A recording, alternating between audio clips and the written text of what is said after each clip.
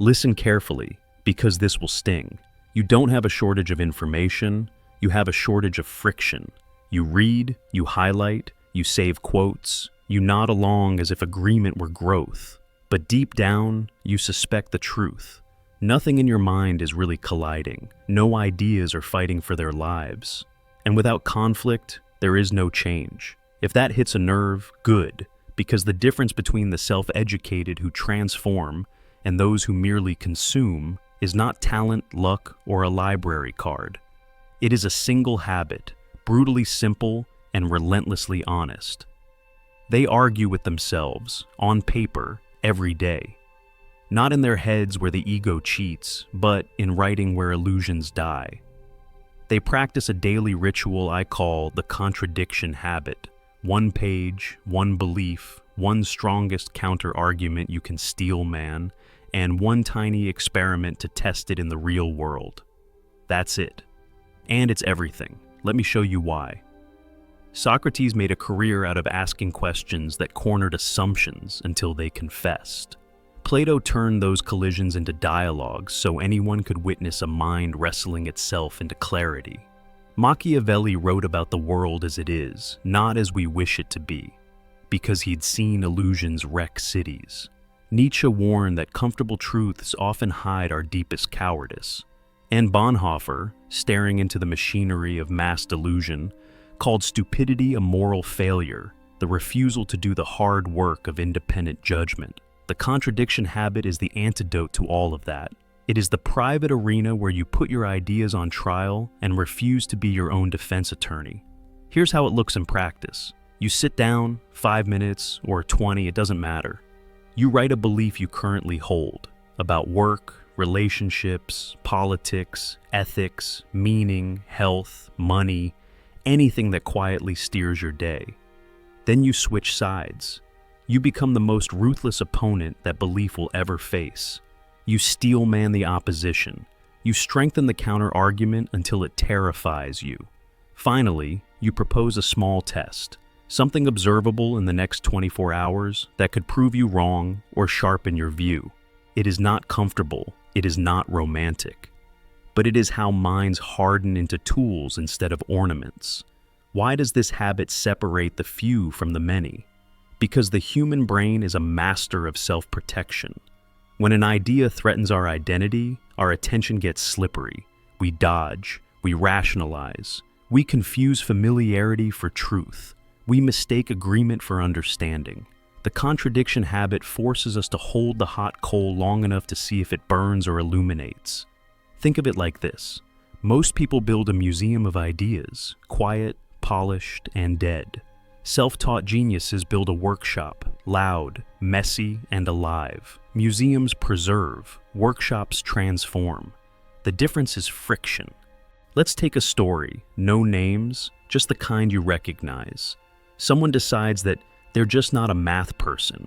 It's tidy, it excuses anxiety, it protects self-image. Then one page, belief, I am not built for math. Steelman the opposite. Intelligence is not fixed. Unfamiliarity masquerades as impossibility. Discomfort is not destiny. What's the test? 10 minutes of daily practice on a single concept with feedback. Track it for 7 days. Suddenly, the belief meets evidence. Maybe it survives, slimmer, truer, or maybe it dies and something stronger takes its place. Not, I am bad at math, but I am inexperienced at math and 10 minutes a day changes me. That is not inspiration. That is engineering. There's an uncomfortable twist here. Most people don't actually want truth. They want relief. They want the ache of uncertainty to stop. They want the warm bath of agreement. The contradiction habit denies you that bath. It offers something colder, clarity, and something sharper, agency. This is where Bonhoeffer's insight bites. Stupidity, he argued, isn't simply low IQ. It's a refusal to engage with reality when it contradicts our tribe's slogans. The contradiction habit is civil disobedience against your own groupthink. It's you stepping out from the chorus to ask, do I actually know this? Or do I just enjoy being on the right team? And Nietzsche, He would say, "This habit is how you become who you are, not by repeating your beliefs, but by surviving your own critique." But I already journal, you might say. Be honest. Do you journal to remember or to repair? Many pages are just emotional weather reports, useful, cathartic. Keep them. But add a page where you turn weather into climate, patterns you can test. The contradiction habit doesn't replace reflection, it weaponizes it. But I read so much.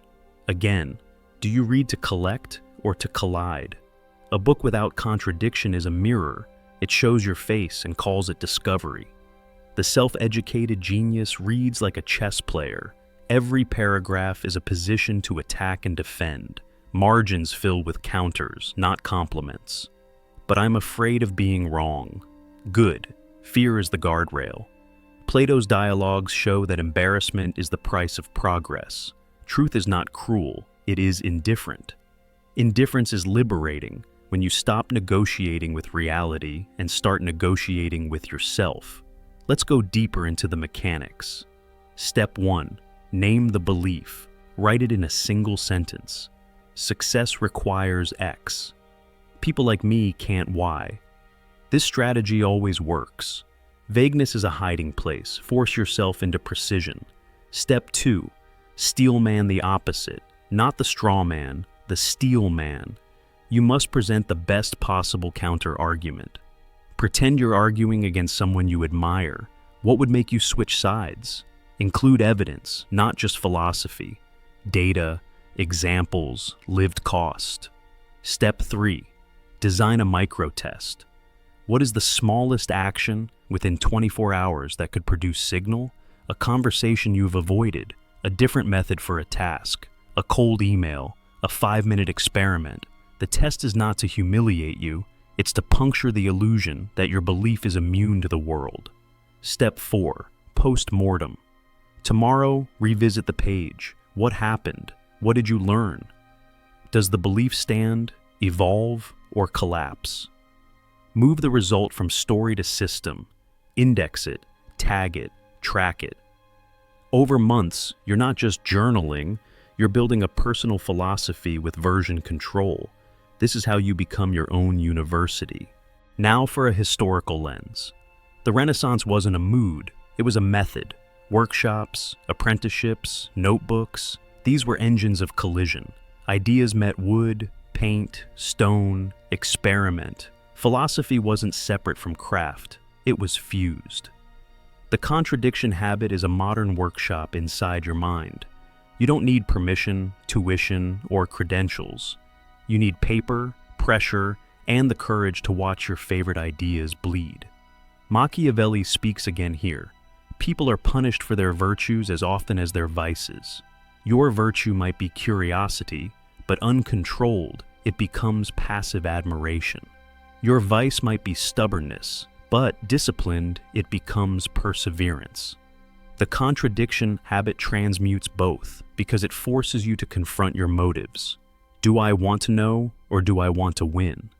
Sometimes the right move is to lose, gracefully, publicly, decisively, so your next move can be real. There is another twist. When you practice this habit long enough, you will start to scare people, kindly. Not because you are harsh, but because you are free. You will change your mind without losing your dignity. You will say, "I was wrong," without collapse. You will resist the algorithmic dopamine of outrage. You will belong to no echo chamber because your loyalty is to whatever survives your private trial by fire. That kind of independence is contagious. It also isolates. Nietzsche wasn't joking about loneliness. Self-education done properly will make you feel, at times, like a country of one. But loneliness is the tax on sovereignty. Pay it, and you become the person others quietly consult when the slogans stop working. Let's apply it to something closer to the bone. Belief. I cannot start until I'm fully ready. Steel man the opposite. Readiness is a byproduct of motion. Perfectionism is procrastination wearing cologne. The cost of waiting is compounding. Micro-test. Publish a 60-second piece today. Rough, honest, done. Post-mortem. Did the world end, or did the next step appear? Another, belief. If I change my mind, people will see me as weak. Steelman the opposite. Rigidity is fragility. Adaptive thinkers win in complex environments. Trust grows when someone corrects course in public. Micro-test. Admit one small mistake to a colleague or audience. Share what you learned. Post-mortem. Did respect fall or quietly rise? And another. Belief. My past defines my ceiling. Steelman. Your past defines your starting line, not your finish line. Identity is iterative. Expertise is a stack of survivals. Micro-test. Attempt one task you've been avoiding because it contradicts your old story. Post-mortem. New evidence, new narrative. This is the daily bread of a self-educated mind. But let's confront the final resistance. What if the habit breaks me? You are not porcelain, you are oak. The storm doesn't break oak, it reveals the grain. The contradiction habit does not exist to shatter you. It exists to separate what is essential from what is accessory. It will cut, yes, but like a sculptor, not a vandal. Plato's cave is still with us. The shadows have just moved to our screens. If you want to step outside, you need a rope. This habit is rope. And if you feel the tremor of dread, that's healthy. Bonhoeffer's warning about moral laziness applies inward too. The cowardice we must fear isn't public, it is private.